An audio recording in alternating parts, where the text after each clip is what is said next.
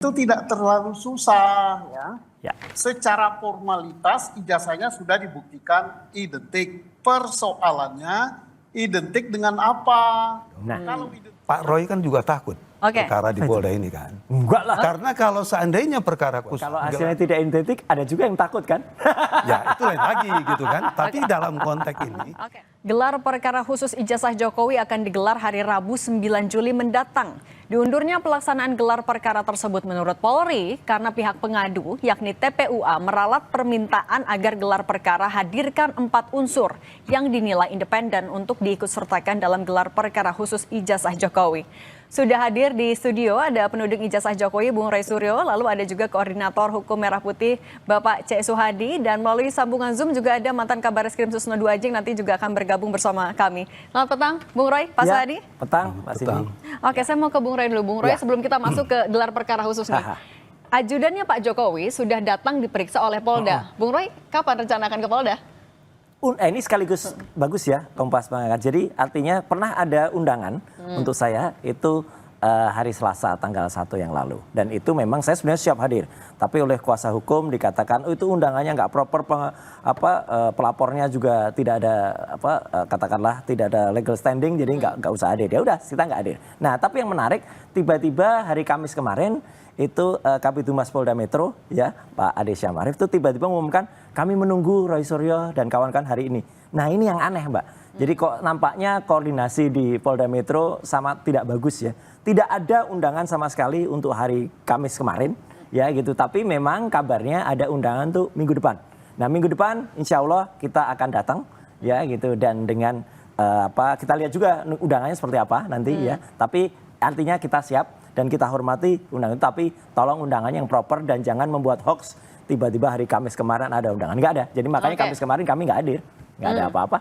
Oke, nah kalau Pak Suhadi ini kan juga tadi kita melihat sama-sama kalau ajudannya Pak Jokowi sudah dipanggil ke Polda, sudah diperiksa. Tapi Anda melihat kaitannya juga, kenapa seorang ajudannya Pak Jokowi bisa diperiksa untuk kasus ijazah Pak Jokowi? Ya, kalau saya melihat dari keterangan yang bersangkutan, terkait dipanggilnya itu kan berkaitan dengan adanya laporan polisi tentang tindak pidana pencemaran nama baik, berita-berita hoax dan lain sebagainya. Itu kaitannya itu. Dan di dalam konteks ini harusnya kan juga nggak perlu dipermasalahkan. Karena kenapa? Ini kan masih penyelidikan, belum kepada penyidikan. Jadi siapapun menurut hukum itu boleh diundang, boleh didengar keterangannya. Karena tak terbatas kan. Kecuali nanti konteks yang dinamakan saksi dalam undang-undang pada tahap penyidikan itu akan menjadi pembeda. Konteksnya apa dulu? Ya, karena yang namanya saksi itu kan harus melihat, terus merasakan, mengetahui suatu kejadian perkara pidana itu gitu. Ya. Nah kalau kita hubungkan seperti ini, korelasinya masuk gak dengan kejadian-kejadian yang ada? Masuk dong, karena kenapa? Ajudan setiap hari ada di sampingnya Pak Jokowi. Dan kita juga tahu kaitan menyangkut masalah kasus ini ya, itu kan sudah berlangsung lama kan ya. Jadi bisa juga diperiksa dalam konteks seperti itu. Tapi saya katakan tadi ini masih penyelidikan. Konteks kepada hal-hal yang lebih substantif itu nanti bisa dilihat di penyidikan. Oke. Gitu. Ajudan adalah orang yang menempel ke Pak Jokowi, Ya. tapi Pak Susno, kalau kita melihat dari waktu dugaan ijazah palsunya yang diadukan oleh Bung Ray Suryo dan juga TPUA, ini kan terjadi ketika Pak Jokowi masih kuliah, belum ada ajudannya di situ. Kaitannya kenapa harus seorang ajudan diperiksa penyidik? gimana ya?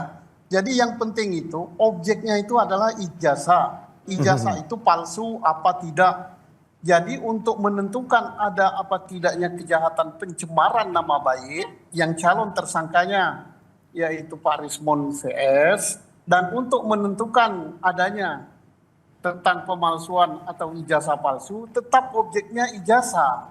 Jadi jangan mengkutik-kutik yang lain sampai ke Komnas HAM, sampai ke mana lagi ya. Buktikan dulu ijazah itu palsu apa asli, dan itu tidak terlalu susah ya. Secara formalitas ijazahnya sudah dibuktikan identik. Persoalannya identik dengan apa? Nah. Kalau identik dengan ijazah palsu berarti ijazah itu palsu. Kalau identik dengan ijazah asli berarti ijazah itu asli. maka pembandingnya harus pembanding ijazah Betul. asli. Siapa yang bisa menyatakan ijazah pembanding itu asli? UGM, dan bila perlu lebih abdol lagi, atasannya UGM, yaitu Kementerian Pendidikan Tinggi gitu. Nah, dibandingkan dengan ijazah siapa?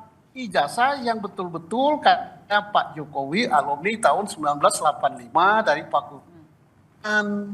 Nah, setelah itu dapat pembandingnya, terbukti itu ijazah itu identik enggak dengan yang asli. Kalau Oke. tidak identik dengan yang asli itu palsu. Nah, Ini juga kan kemudian yang nanti, ini juga nanti yang akan dibuktikan atau ingin dibuktikan oleh Bung Roy Suryo dan kawan-kawan ketika gelar perkara Iya. khusus. Tapi kenapa sebenarnya Bung Iya. Roy Suryo bersikukuh sekali gelar perkara khusus itu harus dilakukan dalam waktu dekat. Tapi nanti kita akan bahas lagi Ya. seusai jeda. Tetap bersama kami Oke, di Kompas sebentar. Petang. Sedikit aja, Mas. Oke, silakan, Gelar Pak Sugeng, perkara singkat. sebenarnya bukan gelar perkara khusus, gelar perkara biasa saja. Tetapi sebaiknya perkara ini ditarik semuanya ke Mabes Polri. Oke. Jangan ada yang di Mabes, ada yang di Polda. Wong ini presiden kok, mantan presiden, Ya. dan menggegerkan nasional. Jadi Oke. supaya tidak berbeda persepsi antara Polda dengan Mabes, tarik ke Mabes gitu. Oke. Ya, kemudian kan juga jadi catatan Bung Roy Suryo adalah kenapa 4 orang ini, Bung Roy Suryo termasuk, harus hadir juga dalam gelar perkara khusus hari Rabu. Nanti kita akan bahas lebih lanjut Siap. bersama kami di Kompas Petang usai jeda. Masih bersama kami ada Bung Roy Suryo, Pak Suhadi, dan Pak Susno Duaji. Kita ke Bung Roy Suryo dulu. Bung Roy Suryo, dari permintaan TPUA ada DPR, Komnas HAM, Bung Roy Suryo dan juga Bung Rismon. Oke, kalau Bung Roy Suryo dan Bung Rismon adalah sebagai satu tim ahli independen yang Ya, diminta oleh yang TPUA. diundang. Tapi kenapa harus ada DPR? Kenapa harus ada Komnas HAM? Kalau saya jawab terus terang saya juga baru dengar ini. Kenapa ada DPR, kenapa ada Komnas HAM. Ya, Oke. karena surat penundaan yang kemudian dikirimkan, apapun itu namanya, ya saya hargai statement dari Brigjen Tresno Yudo tadi yang mengatakan itu ralat, apapun namanya, itu waktu pemberitahuan tadinya hari kemarin tanggal 4, kemudian diralat menjadi tanggal 9, itu justru hanya disampaikan kepada TPUA dan para pihak yang diharapkan untuk hadir. Nah, tapi koordinasi Itu aja. dengan TPUA kenapa harus ada dua pihak tadi? Maksudnya dua pihak yang Dua lain? pihak, DPR dan juga Komnas HAM. Saya kan bukan orang TPUA. Oke. Jadi artinya saya hanya diberitahu oleh TPUA siap-siap hadir. Jadi Oke. saya hanya bisa menjawab itu aja. Oke, kalau dari Pak Suhadi dengan melibatkan ada DPR dan Komnas HAM di permintaan digelar perkara khusus, perlu nggak sih sebenarnya? Itu sih terlalu overlap ya. Karena kenapa? Lembaga DPR itu kan lembaga politik. Ya mungkin juga memang di situ ada Komisi 3-nya berkaitan dengan masalah hukum. Tapi kan lebih cenderungnya kepada hal-hal yang nantinya terkesan penyidikan itu diintervensi. Jadi nanti malah hasilnya menurut saya nggak akan bagus itu. Ya menurut saya ya pihak Mabes Polri untuk jangan melibatkan anggota DPR dalam konteks ini. Dan juga Komnas HAM Termasuk ya? juga Komnas HAM. Karena ini kan perkara pidana berkaitan dengan masalah tentang palsu dan tidaknya ijazah. Sederhana sekali, saya setuju dengan Pak Sunto tadi. Jadi kalau sampai melebar seperti itu, kesannya seperti mau dibawa kemana gitu kan. Ya, Oke. jadi nggak usah overlap lah, nggak usah berlebihan dalam konteks ini. Gimana Pak Susno, ini berlebihankah melibatkan Komnas HAM dan DPR? Intervensikah ini tanda-tandanya? Ya kalau memang betul ada melibatkan Komnas HAM dan DPR, itu terlalu melebar. Polri harus independen, percaya diri bahwa ini perkaranya gampang. Setuju. Gampangnya apa? Asal tidak ada pendapat-pendapat lain, murni pendapat hukum. Apa yang perlu pendapat hukum? Ijazah yang dilaporkan oleh TPU ya, kalau tidak salah, itu asli apa palsu. Hanya itu saja. Nah, untuk membuktikan ini asli apa palsu, ini gampang sekali. Ini Gampang. bukan produk digital, ini kok ijazah biasa, kertasnya biasa, tinggal dibandingkan. Oke. Pembandingnya itu harus betul-betul yang asli. Siapa yang bisa memberikan statement asli? Satu UGM, supaya lebih abdol. UGM dengan atasannya yaitu perguruan tinggi menyatakan ini loh 2 orang atau 3 orang atau 5 orang betul-betul dari alumni Fakultas Kehutanan UGM tahun 85 ijazahnya seperti ini. Setuju. Oke, bandingkan dengan ijazah yang dipersoalkan Ya. punya Pak Jokowi. Nah, kalau dia identik berarti asli. Kalau dia tidak identik berarti palsu. Nah, Pak Susno. dengan demikian, ya, oke. Pak Susno, kan yang juga jadi sorotan adalah gelar perkara khusus. Gelar perkara kan salah satu tujuannya adalah untuk menentukan tersangka atau tidak, ada dugaan tindak pidana atau tidak. Tapi kalau konteksnya gelar perkara khusus untuk ijazah Pak Jokowi, definisi khusus ini apa? Yang membedakan dengan gelar perkara biasa ini apa? Oke lah, kita anggap saja ini khusus karena Pak Jokowi mantan presiden. Ya bagus. Maka yang harus hadir adalah ya pelapor dan pihak terlapor, dan di tingkat Mabes Polri adalah pejabat-pejabat yang kelasnya jangan kelas-kelas biasa, tapi bila perlu para bintang-bintang, para pakarnya, itu saja. Jangan mengundang orang-orang luar yang tidak terkait dengan masalah ini. Kalau mengundang itu sama dengan membuka pintu, tolong dong campur tangani kami gitu, atau tolong dong backup kami, itu nggak bagus gitu. Lembaga Polri itu adalah lembaga yang sangat kuat, yang dibentuk dengan Undang-Undang Dasar 45, kemudian kekuasaan dan kewenangannya diberikan oleh rakyat dengan undang-undang. Oke, kalau dari Bung Roy Suryo, artinya nanti digelar perkara khusus tadi itu di hari Rabu, apa yang akan Anda siapkan, apa yang akan Anda bantu buktikan untuk teman-teman TPUA? Saya sangat setuju statement dari Pak Susno tadi. Hadirkan secara asli, ya, satu ijazahnya Jokowi. Kedua, ijazah dari teman-teman yang tadi ada. Karena ini pada gelar perkara kemarin di Mabes Polri, itu tidak ada. Ijazahnya Jokowi juga tidak hadir, tidak dipegang secara analog, nggak ada. Ditampilkan juga bukan ijazah, itu hanya fotokopi dilipat. Nah kalau ada, saya bisa membuktikan nanti apa yang sudah kami research. Dengan ijazah teman-temannya yang kemarin sudah saya analisis, nomor 1115 miliknya Frono Jiwo, 1116 milik almarhum Hari Mulyono, 1117 milik Sri Murti Ningsih, itu tidak identik dengan ijazah 1120 milik Joko Widodo. Karena kemarin dituduh, wah itu kan hanya lihat gambar. Iya, karena itu yang diupload oleh Mabes Polri. Kita harus percaya Mabes Polri kan. Nah setelah itu kalau semua itu ada dan besok itu hadir semuanya ijazah asli loh ya. Lihat dengan aslinya semua.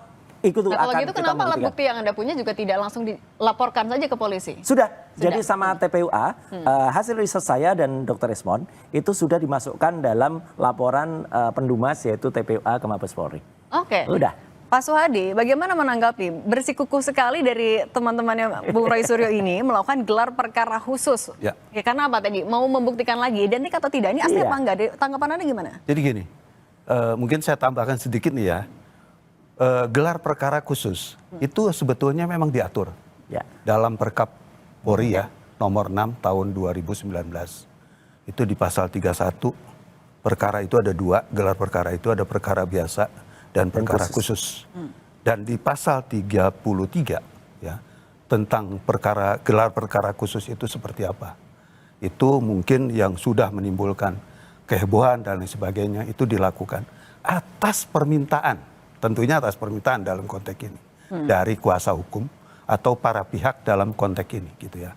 Cuma menurut saya harusnya dengan keadaan-keadaan yang sudah dilakukan oleh penyidik di Mabes Polri itu kan sudah jelas, UGM sudah mengakui, terus kemudian juga hasil penyelidikan yang dilakukan oleh Mabes Polri itu sudah dilakukan dengan membawa pembanding dan lain sebagainya. Harusnya sudah selesai gitu ya. Terus apalagi yang mau dipermasalahkan gitu. Karena saya bilang nanti, setelah gelar perkara khusus ini pun, itu nanti nggak akan selesai kok. Jangan selesai. Karena persoalannya tetap akan mau dipanjangkan. Kenapa? Tentunya harus dipertanyakan dong.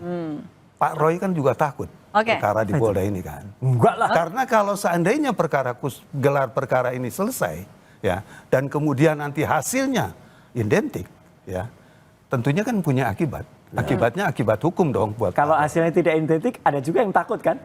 Ya itu lain lagi gitu kan. Tapi dalam konteks ini, saya melihat masa sih sekelas UGM sampai seberani itu menurut saya nggak mungkin lah. Nah ini soal, selain pernyataan dari UGM, Pak Susno, selain pernyataan UGM, apakah bukti-bukti yang dimiliki oleh Bung Roy Suryo dan TPUA ini sebenarnya cukup untuk membuktikan keaslian dari ijazah Pak Jokowi? Saya tidak memihak siapapun juga ya, tapi kita tidak boleh berasumsi ya. Tidak boleh berasumsi bahwa ijazah itu asli, bahwa ijazah itu adalah dikeluarkan oleh UGM, masa UGM sebesar itu. Oleh karena itulah harus dibuktikan secara hukum bahwa itu betul-betul asli. Setuju. Supaya tidak menimbulkan persoalan. Pak Suryo menuduh demikian dan CS ya dan Pak Rismond. Nah ini kita tidak boleh katakan bahwa orang ini berasumsi dia cari masalah sengaja diperpanjang agar ini tidak boleh. harus kita buktikan secara hukum Yes. bahwa dia betul-betul cari masalah atau bahwa dia betul-betul punya bukti. Dan ingat ya, perkara ini adalah perkara pidana. Pidana itu kebenaran yang dicari itu adalah kebenaran material. Betul. Bukan ini ijazahnya asli. Walaupun ijazah itu asli, walaupun itu UGM yang mengeluarkan, tapi berhak apa tidak Pak Jokowi pakai itu tergantung dengan persyaratan-persyaratan untuk mendapatkan ijazah itu. Bisa saja asli, bisa saja UGM, tapi dia tidak berhak mendapatkan. Contohnya Pak, skripsinya dan sebagainya. Tapi itu harus dibuktikan secara hukum. Tidak boleh hanya asumsi begitu. Harus ada pembuktian hukumnya. Nanti kita tunggu juga di hari Rabu ya, digelar perkara khusus. Pak Susno Duaji, Bung Roy Suryo dan juga Pak Swadi, terima kasih sudah berbagi Kompas Petang. Saya selalu semuanya ya. Pak Swadi, Pak Roy Suryo.